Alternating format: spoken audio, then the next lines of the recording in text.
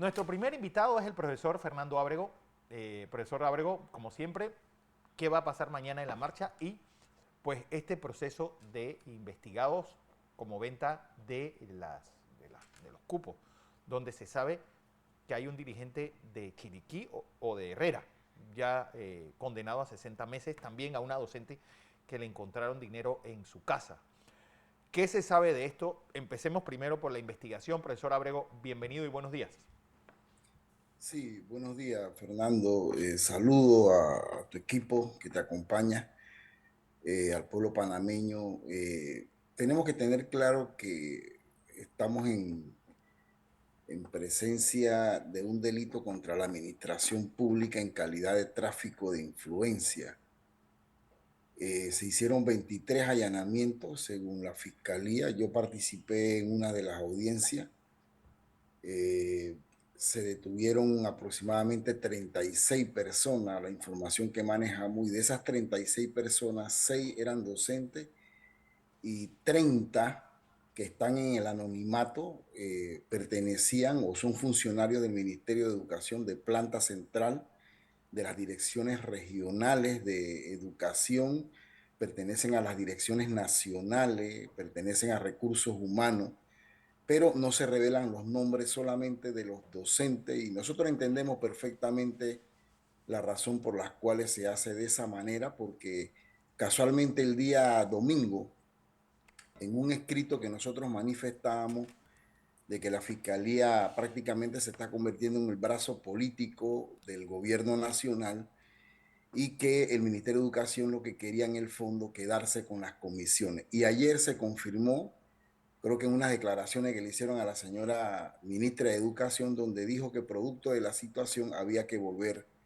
a Provel, que es un sistema que se utilizó desde el 2012 durante todo el periodo del expresidente Ricardo Martinelli para el tema este de las elecciones del personal docente, cuando todos sabemos aquí que las computadoras por sí solas no se manejan, siempre hay un ser humano detrás Pero de las a la larga, computadoras. profesor, es decir, uno, para entender cómo podía ser esta venta y, y era una especie de secreto a voces.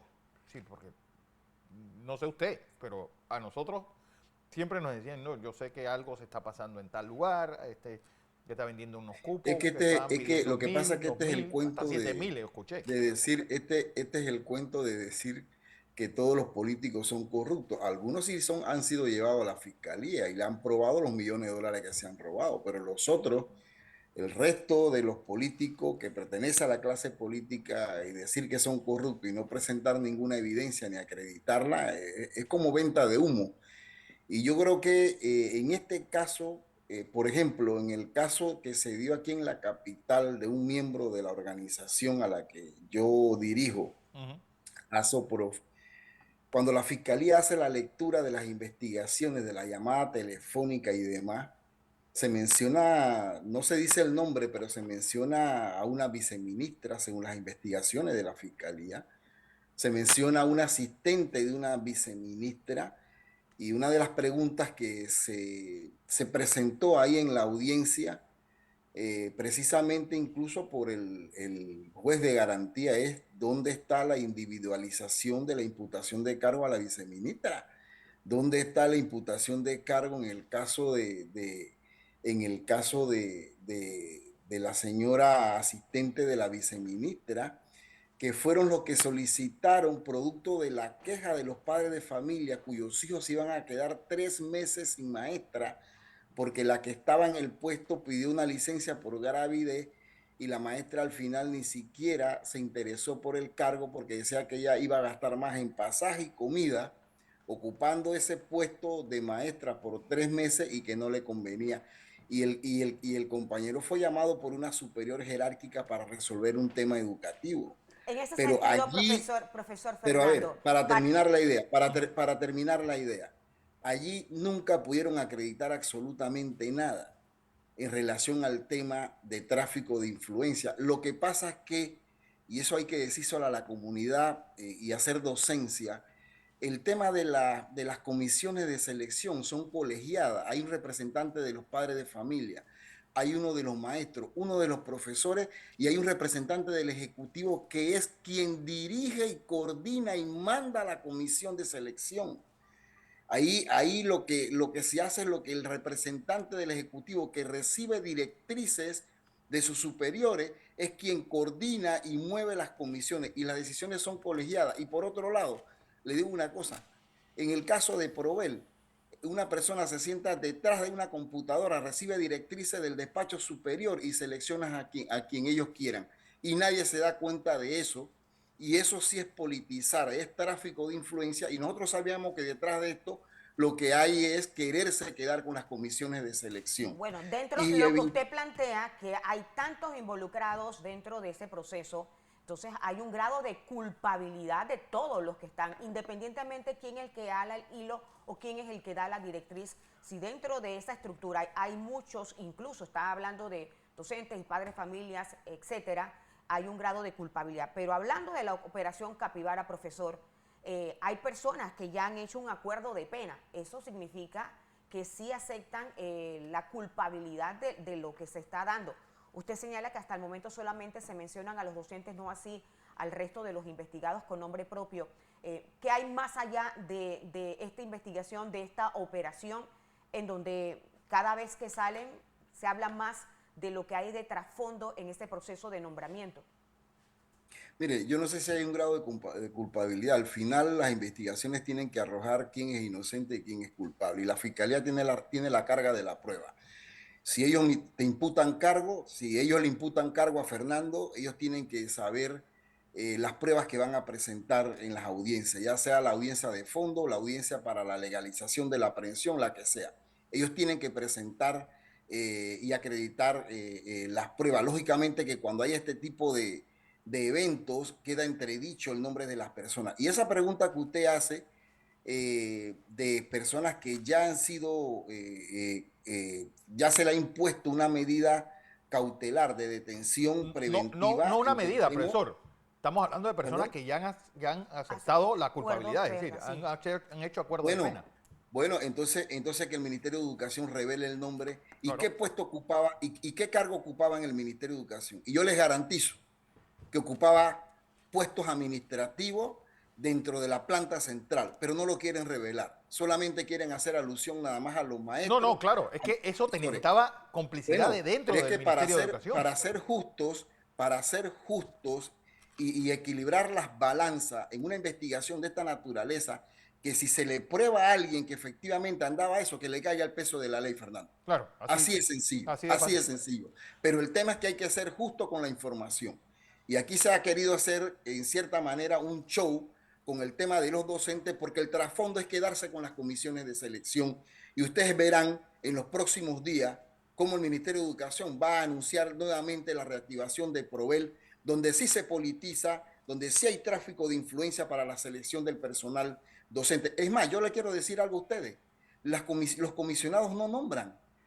Mire, ¿usted sabe cuántas modificaciones tiene el decreto 203 de 1996 que establece todo lo relacionado a los nombramientos y traslados? Más de 30 modificaciones al punto que en el 2020 se tuvo que hacer un texto único a través del resuelto 804 del 2020 porque eran demasiados documentos. Ese es un mundo de mecanismo, de trámites, de procedimientos para seleccionar a un docente que se gana una plaza permanente. Claro. Y recuerden también que hay dos tiempos. Una cosa es el concurso que se inicia cuando se publican las vacantes y que dicho sea de paso, quiero decir aquí con mucha pena que el Ministerio de Educación nunca publica todas las vacantes permanentes. Siempre se queda con las mejores vacantes permanentes y ubicadas en las cabeceras de provincia para dárselas a sus allegados. Y eso es un secreto a voces que todo el mundo lo sabe, porque el Ministerio de Educación es uno de los ministerios más politizados, además de las grandes listas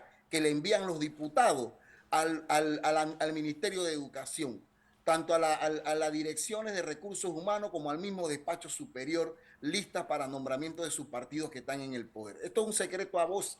El problema es que han querido hacer un show, y reitero, el que se le acredite todo lo relacionado a esto, que es una ilegalidad, que le caía el peso de la ley. pero seamos justos en la información y que publiquen los 30 restantes que son funcionarios de planta central de las direcciones regionales que no quieren publicar. Incluso gente de alto cargo, de alto rango. Es más, yo le quiero decir algo aquí, y yo no sé si sería como primicia. Cuando nosotros obtuvimos la primera reunión con la señora ministra de Educación y el señor Edwin Gordón y la viceministra académica en el despacho superior, nosotros el año pasado habíamos denunciado que el gobierno anterior no había publicado la totalidad de las vacantes. ¿Y usted sabe cuántas vacantes no publicaron? Estamos hablando de 3.000 vacantes. Wow. Y esa vacante la utilizaron para nombrar instructores vocacionales fuera del concurso, porque escondieron las vacantes fuera de concurso, y eso tuvo un impacto en el presupuesto del Ministerio de Educación y, por supuesto, escuelas que, por ejemplo, necesitaban un instructor vocacional y resulta ser que encontraron que había una lista de 20 nombrados en una escuela donde la escuela solamente necesitaba uno. Eso es una lesión al patrimonio, al presupuesto, y esa gente, ¿dónde está investigada? ¿Dónde están los nombres del gobierno anterior? Profesor, hablando de dinero, a la ministra de Educación en las últimas horas ha indicado que a partir del próximo año se suspende la prueba PISA, que se estaban gastando cerca de 2 millones de dólares, y que se va a estar evaluando a los estudiantes con la prueba UNESCO. ¿Qué opinión le merece usted sobre, como representante de la Asociación de Profesores, esta decisión que ha tomado el Ministerio de Educación? Esa narrativa y ese argumento de que están priorizando eso es falso, porque todos aquí sabemos que no se está priorizando con las necesidades del sistema educativo.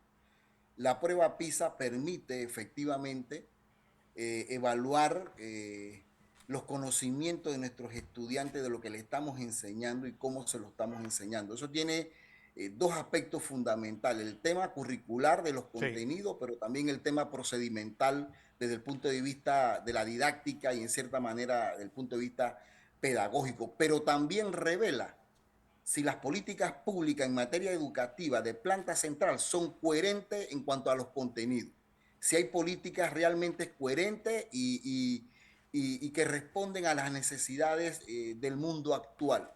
Pero nosotros también hemos dicho que la prueba PISA, como es estandarizada, no mide o no le importa los resultados de un estudiante de la comarca a un estudiante de las áreas urbanas que tiene mejores condiciones de educabilidad. Pero el problema está en que tampoco se está priorizando, porque aquí hay miles de escuelas, y ese es un secreto a voces, miles de escuelas y colegios que no tienen electricidad en este país, que no tienen agua potable. Yo no entiendo cómo una escuela puede funcionar sin agua potable. Usted se va, por ejemplo, a la área de Filipillo, Pacora, Las Garzas, usted ve las escuelas con puros tanques de reservas de agua y que a veces no tienen y tienen que suspender las clases. Eso no solamente lo tienen las escuelas, lo tienen los... Esas son las prioridades. Esas son las prioridades. Eso lo tienen los muchachos que van a esas escuelas en sus casas. El gran problema es que, ¿para qué hacer una prueba PISA si realmente la educación en Panamá en el 20 y en el 21, con ese encierro estúpido que tuvimos, retrocedió 14 años? Porque los resultados lo dice la propia prueba. ¿Y qué ha sido o qué se ha hecho para enmendar ese encierro que fue un total desastre? El IFARU, parte del desastre que tiene es que, como todos los muchachos llegaban con boletines de 4,5 para arriba, pues toma tu beca, porque no les quedaba de otra. Pero lo cierto es que, es decir, fue un desastre no solamente por el gobierno por meter todo el 21 con clases virtuales, sino también lo que estaban haciendo los profesores en los salones, perdona, profesor, pero era pues la vagancia llevada a grados hiperlativos. Bueno, y ahí está el resultado. De eso, Fernando. Yo no tengo, mira, yo sí te digo algo, y no solamente aquí en Panamá, porque hay que ser justo con la información. Fíjate, Panamá nunca, al igual que muchos países, se preparó por un tema de la pandemia y mucho menos para un tema de clases virtuales. Aquí hubo mucha deficiencia. Primero, que el tema del internet lo utilizaron fueron los mismos profesores y hay que ponderar eso. Nosotros gastamos en nuestro bolsillo con nuestro internet, con nuestro el wifi, y nuestra familia también, nuestros hijos dando clases todos dentro del hogar, utilizando el wifi que estaba financiado por el bolsillo del maestro. Usamos nuestra. Sí, pero esa es la herramienta de trabajo de usted, profesor. Usted tenía, obviamente, por el costo del wifi, no tenía que ir a la escuela, no tenía que gastar en transporte, en comida. Fernando, pero es como si yo te dijera que hagas una noticia y que tú pongas la cámara de filmar. Obviamente, hagas si una la noticia noticia y te tú está compres dando, el yo uso mi micrófono. celular para No, filmar, no. porque Pero esa es mi tu herramienta celular de es trabajo. personal. Sí, hay que Tu resolverlo. celular es personal. Uno lo hace por amor a lo que uno hace, Fernando. Exacto. Pero en teoría, cuando tú tienes un trabajo, las herramientas te las tiene que dar tu patrono. Es así, Fernando. Es así. En términos generales es así. Y nosotros lo hicimos. Nosotros lo hicimos. Pero eso nadie lo quiere ponderar y nadie lo quiere reconocer. Que no lo quieran reconocer, bueno, está bien. Eso nosotros lo podemos entender. Pero eso es algo que hay que ponderar. Y aquí hubo muchos estudiantes que ni siquiera dispositivos tenían, mucho menos internet. Y esto fue un desastre. Pero es que la El pregunta, tema de profesor, comprar computadoras. ¿por qué Yo los pregunto. encerraron o por qué los encerraron en el 21? Ya cuando el mundo entero estaba libre, Panamá seguía con sus alumnos encerrados. Bueno, Y eso, esa pregunta hay que hacérsela a Anito Cortizo. y yo Hay no que se lo estoy hacérsela a la diciendo, exministra profesor, de Educación. y yo no se lo estoy Ellos son diciendo. los que dictan la política pública. Yo no te puedo No, responder no, eso, digo, yo Fernando. le estoy contando, pero es decir, yo se lo estoy diciendo no por lo que estaba pasando en los salones de clase, sino por lo que recibió la Universidad de Panamá o la UTP. Yo no voy a hablar de las universidades privadas, estoy hablando de las universidades públicas. Nos han dicho, nosotros tuvimos que hacer cursos de magia para poder que esos muchachos llegaban, pues que la última vez que habían estado en un salón de clases era cuando estaban en cuarto año y estaban en la universidad ahora. Es decir, y eso obviamente Pero ha tenido una pero repercusión. has dicho algo interesante. Has dicho algo interesante, Fernando. Fíjate que precisamente las pruebas de capacidades académicas y de conocimientos generales que da la Universidad de Panamá permite medir la situación, digamos, de conocimiento que tienen los estudiantes, porque acuérdate que en las universidades privadas tú nada más tienes que tener plata para entrar, tú no haces ninguna prueba para entrar.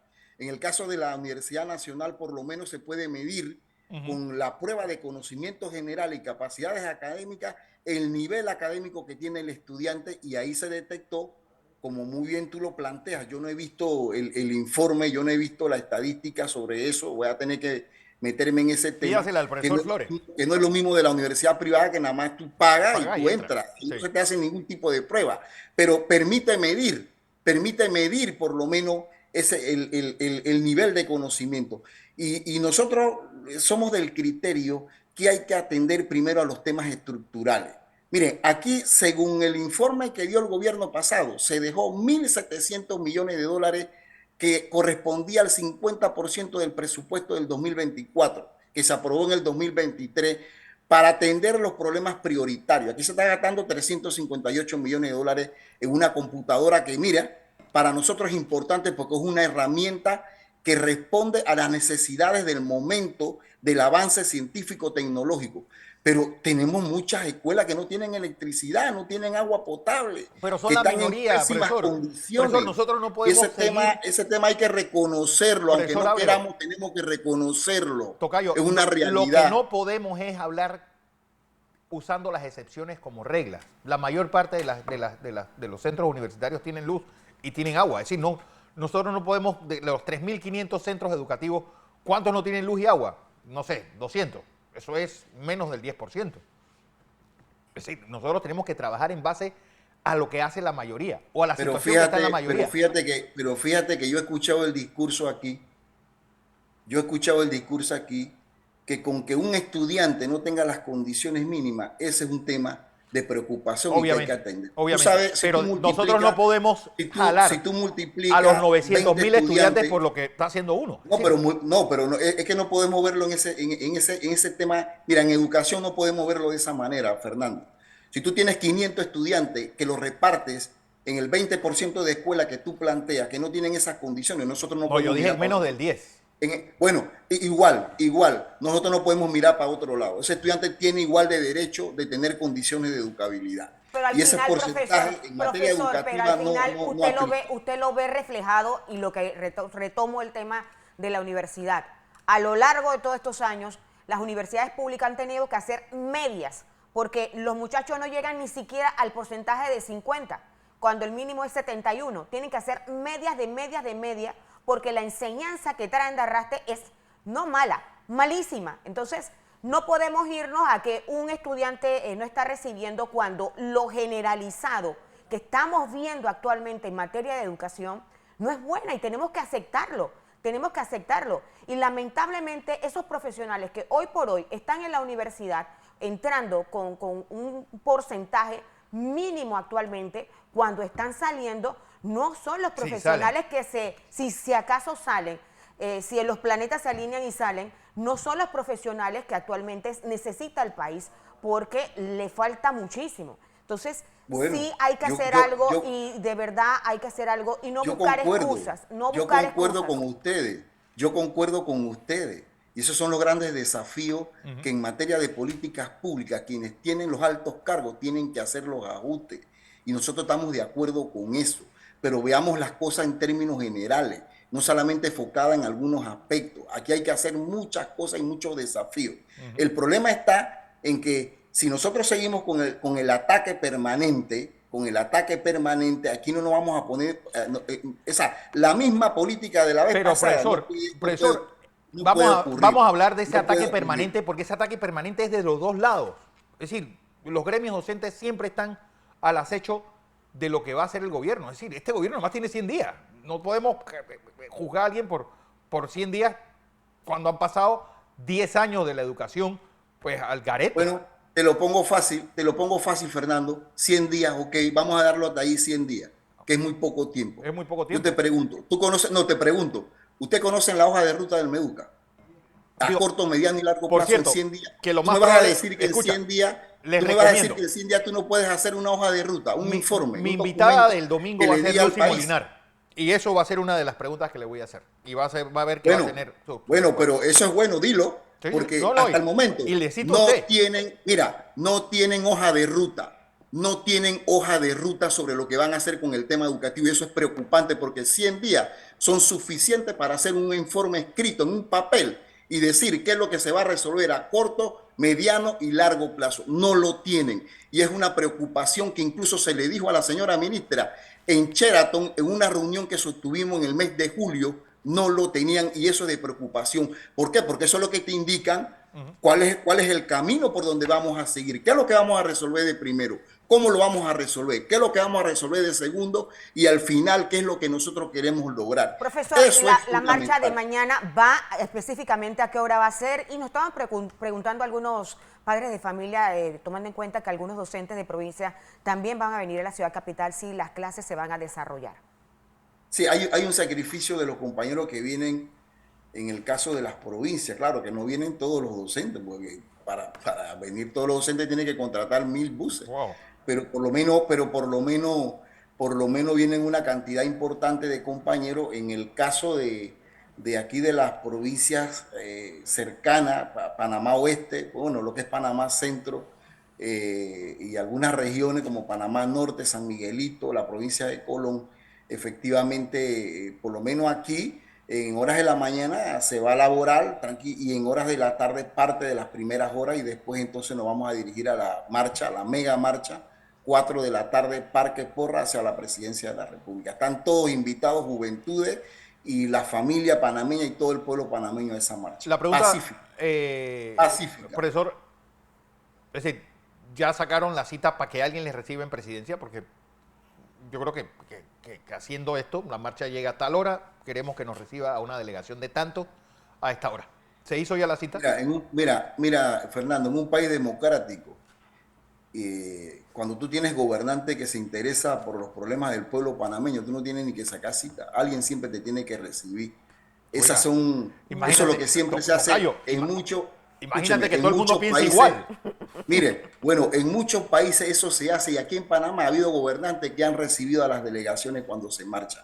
Eso es un gesto que todo servidor público que está puesto allí por el pueblo debe hacer como muestra, yo diría como muestra de humildad, independientemente de que nosotros hemos estado conversando, consultando en la mesa de conversación, en la mesa de consulta, de escucha, como se le quiera llamar. Yo creo que es un gesto de humildad, es que alguien reciba lo que nosotros queremos manifestar ese día, que no va a ser mucho tiempo.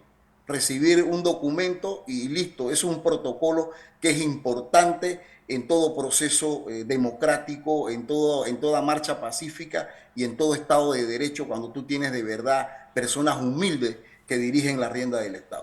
Pero la pregunta, profesor, ¿hay clases mañana en la tarde? Bueno, yo acabo de manifestarlo, Fernando, no sé si no escuchaste, que en las primeras horas sí, pero después nos vamos a dirigir todas a la marcha. Es decir, las primeras horas, Vamos todos ¿qué para hora la es? marcha. Es decir, porque uno puede La, decir, la bueno, marcha es a las 4 de la tarde. La marcha está convocada para las 4 de la tarde. Parque Porra hacia la presidencia de la República, a la mega marcha, todos por el futuro de nuestra familia y el futuro del pueblo panameño y de las juventudes. bueno, así que, ¿qué recomienda usted si yo tengo un hijo que va a una escuela que vive en Pacora y va al Instituto Nacional? Bueno, perdón, va a una escuela de esas que tengan turnos De vespertinos, la al tarde, Instituto sí. América. ¿Que vaya a la escuela o que mejor se quede en la casa? Porque para que venga Bueno, hasta las me, 2 de la tarde y se tenga que volver, no sé qué Bueno, hacer. mira, te respondo de la siguiente manera, Fernando.